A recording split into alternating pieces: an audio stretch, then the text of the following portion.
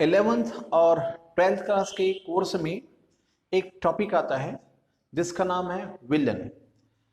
12th class में villain का पूरा एक चैप्टर आपको मिलेगा और 11th में विलन का जो पोर्शन है वो थोड़ा सा है, बट कुछ भी हो, विलन वर्ड एक ऐसा है जो केमिस्ट्री में बहुत ज़्यादा मायने रखता है, क्योंकि इससे रिलेटेड जैसे सांद्रता है, तनुता है, सांद्रण है, मोलरता है, ये सारी बातें स्पष्ट होती है।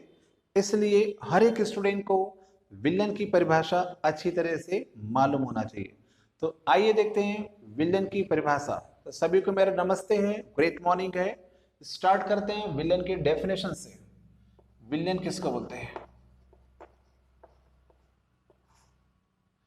विलन, सबसे पहले ये समझते हैं कि विलन को सामान्य भाषा में या फिर जनरल लाइफ में क्या समझते हैं। तो विलन को आपने महसूस किया होगा, विलन कई बार पढ़ा, हर छोटी क्लासेस से पढ़ा, कई बार सुना, तो बार बार पढ़ने से दिमाग में इतना आ जाता है कि विलन कुछ और नहीं है, ये घोल है, जिसको अपन बोलते हैं ना, नमक का घोल, शक्कर का घोल। ठीक, तो विलन क्या है? कुछ और नहीं है, ये घोल है। ठीक, तो अब हम समझेंगे विलन। तो ये समझते हैं सबसे पहले घोल तैयार करने के लिए, विलन तैयार करने के लिए क्या क्या जरूरत होता है। कल्पना कीजिए कि आपके पास एक ग्लास है, उस ग्लास में आपने क्या किया है? पानी लिया। इस पानी में आपने क्या किया? इस पानी में आपने ऐड किया नमक। नमक को आप घोल सकते हैं, घुल गया, विलन तैयार हो गया।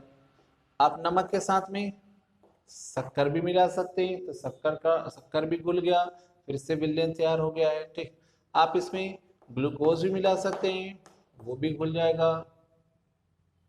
तो यहाँ पर क्या हो रहा है देखिएगा, घोल तैयार होते चले जा रहा, नमक मिला है, शक्कर भी घुल गया, ग्लूकोज भी घुल गया, सब घुलते चले गया, तो सब घुल रहा है।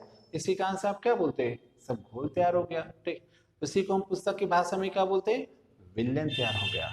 तो घोल तैयार हो गया अर्थात विलन तैयार हो गया। तो देखिए, विलन तैयार करने के लिए आपको क्या क्या चीज की जरूरत पड़ी। आपने देखा, आपको पानी की जरूरत पड़ी और साथ में इन पदार्थों की जरूरत पड़ी। तो सबसे पहले देखते हैं, दोनों को अलग अलग नहीं देखते हैं, ये सारे के सारे एक ही पदार्थ समझते हैं। तो विलन तैयार करने के लिए कम से कम, क्योंकि अगर आपने केवल पानी को, आप पानी को घोल नहीं बोल सकते, लेकिन पानी में आपने नमक मिलाया, तब आप इसको नमक का घोल या फिर नमक का जली विलन बोल सकते हैं। इसका सीधा अर्थ होता है कि यदि आपको विलन तैयार करना है तो कम से कम दो पदार्थ तो होना ही चाहिए। इतना तो समझ में आने लगा कि विलन तैयार करने के लिए कम से कम आपके पास दो पदार्थ होना चाहिए। जैसा कि आपने देखा कि नमक के साथ में मैं क्या मिक्स कर सकता हूँ? शक्कर भी मिक्स कर सकता हूँ, इसके साथ में ग्लूकोज भी मिक्स कर सकता हूँ, और भी कोई पदार्थ होगा वो भी पदार्थ मिक्स कर सकता हूँ। इसका मतलब विलन बनाने के लिए कम से कम दो पदार्थ तो चाहिए, दो से अधिक पदार्थ का भी उपयोग कर सकते हैं। ये बातें पता चले। नेक्स्ट, अब आपने नमक को क्या किया? पानी में घोला। तो देखिएगा, ये जो नमक है पानी में घुल गया, घुलना चाहिए। अगर घुल रहे तभी वो घोल क्या कहलाएगा? विलन कहलाएगा, अदरवाइज वो विलन नहीं है। शक्कर को भी घोला, वो भी घुल गया, ग्लूकोज को भी घोला, वो भी घुल गया, तो सभी घुलना चाहिए, तभी आप उसके लिए घोल शब्द का इस्तेमाल करते हो, विलन शब्द का इस्तेमाल करते हो।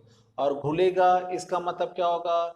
ये सब आपस में घुल करके मिल रहे हैं। मिल रहे हैं मतलब क्या तैयार हो रहा है?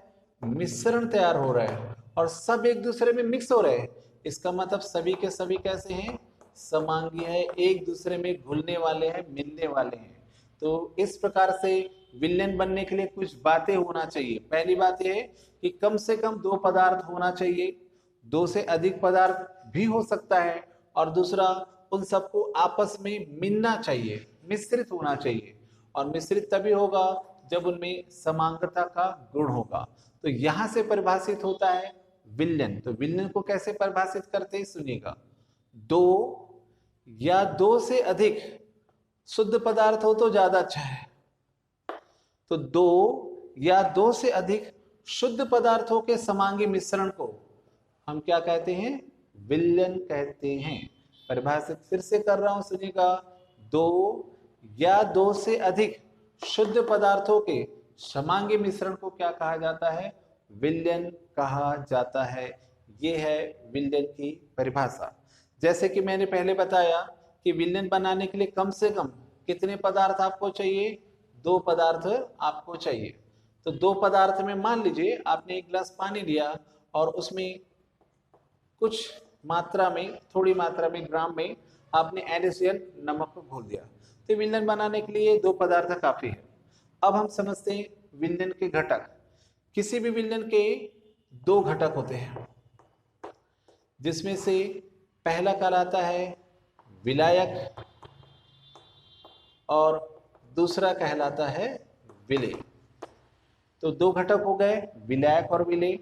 तो विलायक और विलेय किसको बोलते हैं, ये जानना बहुत जरूरी है। तभी इस विलयन वाले चैप्टर में जो भी वर्ड्स यूज किए जाते हैं वो अच्छी तरह से समझ में आते हैं। तो समझते हैं विलायक किसको बोलते हैं, विलेय किसको बोलते हैं। हम विलायक और विलेय को 2 तरीके से समझ सकते हैं। पहला तरीका देखिएगा। पहला तरीका क्या? विलायक किसको बोलते हैं? ये हमारे पास नमक का जलीय विलयन है। इसमें नमक है, सॉरी, इसमें पानी है और इसमें थोड़ी मात्रा में हमने क्या कर दिया? नमक घोल दिया है। तो विलायक किसको बोलते हैं? विलयन का, ये विलयन पूरा पूरा घोल तैयार हो गया है। इस विलयन में किसकी मात्रा ज्यादा है? पानी की मात्रा। तो ये पानी क्या कहलाएगा? विलायक कहलाएगा। अर्थात विलयन का वह घटक जिसकी मात्रा अधिक होती है उसे हम क्या बोलते हैं? विलायक। क्योंकि नमक के जलीय विलयन पानी अधिक मात्रा में उपस्थित है, इस कारण से पानी क्या कहलाएगा? विलायक कहलाएगा। अगेन परिभाषा बता दो, विलयन का वह घटक जिसकी मात्रा अधिक होती है क्या कहलाता है? विलायक कहलाता है। तो इसका मतलब पानी यहाँ पर क्या हो जाएगा? विलायक। तो जस्ट अपोजिट विलेय की परिभाषा, विलयन का वह घटक जिसकी मात्रा कम होती है उसे हम क्या बोलते हैं? विलेय कहते हैं। जैसे नमक के जलीय विलयन में नमक ग्राम में है, चुटकी में मिला हुआ है, बहुत कम मात्रा है, इसी कारण से हम उसको क्या बोलते हैं? विलेय कहते हैं। तो अधिक मात्रा है तो विलायक, कम मात्रा है तो वो विलेय। ये एक परिभाषा हुआ। दूसरा परिभाषा जिसको जनरल तरीके से आप समझ सकते हैं, सुनिएगा। विलयन में विलायक और विलेय को समझते सामान्य तरीके से, ठीक। विलेय किसको बोलते हैं? जो पदार्थ घुलता है, जो पदार्थ घुलता है उस पदार्थ को हम क्या बोलते हैं? विलेय कहते हैं। और वह पदार्थ जो किसी अन्य पदार्थ को अपने में घोलता है, अर्थात ऐसा पदार्थ जो घोलने का काम करता है, उसे हमने क्या बोलते हैं? विलायक कहते हैं। अगेन फिर से देखिएगा, विलयन का वह घटक जो घुलता है क्या कहलाता है? विलेय कहलाता है। और विलयन का वह घटक जो किसी अन्य पदार्थ को अपने में घोलने का काम करता है वह क्या कहलाता है? विलायक कहलाता है। इस प्रकार से जब भी आप विलयन वाले चैप्टर को पढ़ेंगे तो सबसे पहले बहुत ही ज्यादा एकदम क्रिस्टल क्लियर जिसको बोलते हैं वो होना चाहिए, विलयन की परिभाषा क्लियर होना चाहिए। और उससे संबंधित जो 2 वर्ड है जो कि बहुत इंपॉर्टेंट है, विलायक और विलेय, ये अच्छी तरह से आपको समझ में आना चाहिए और दिखना चाहिए कि विलायक क्या है, विलेय क्या है, तभी वो पढ़ने में बहुत मजा आता है।